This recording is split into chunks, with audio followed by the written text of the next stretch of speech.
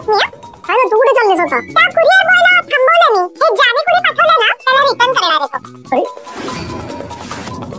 I mean sorry.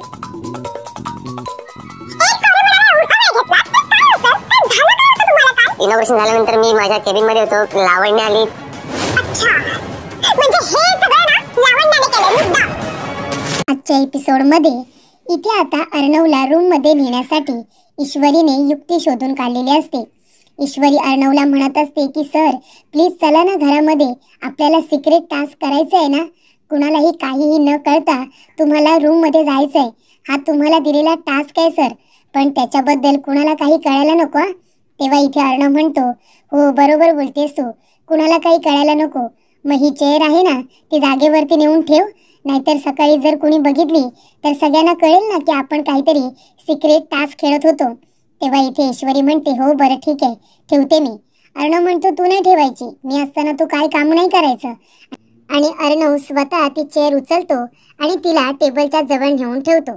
त्यानंतर प्रेक्षकांनो इथे आता आकाश फोनवरती बोलत असतो, ते सुद्धा नम्रताजवळ.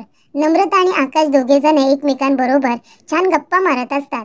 तेव्हा वल्लरी म्हणत असते की हा कोणाबरोबर तरी गुलू गुलू बोलतोय हे नक्की. मला तर वाटतंय ती ईश्वरची बहीण नम्रता आहे ना, तिच्या बरोबर बोलत असेल आकाश त्या भिकारड्या मुली बरोबर. त्यानंतर प्रेक्षकांनो इथे ईश्वरी आणि अर्णव दोघे जण आता घरामध्ये एंट्री घेतात.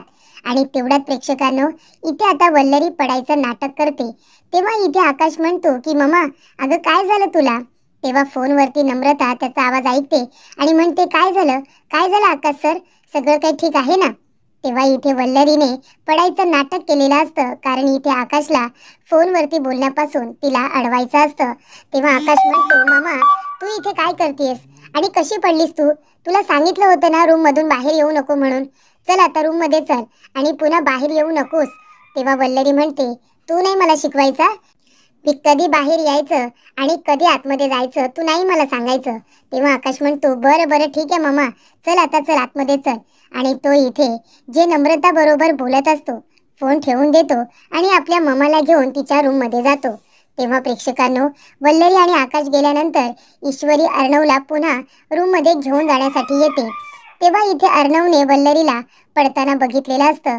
तो सारखा ईश्वरीला म्हणत असतो मामी पडली. तेव्हा ईश्वरी म्हणत असते सर गप्प बसा ना आता, चला ना रूम मध्ये जाऊया ना.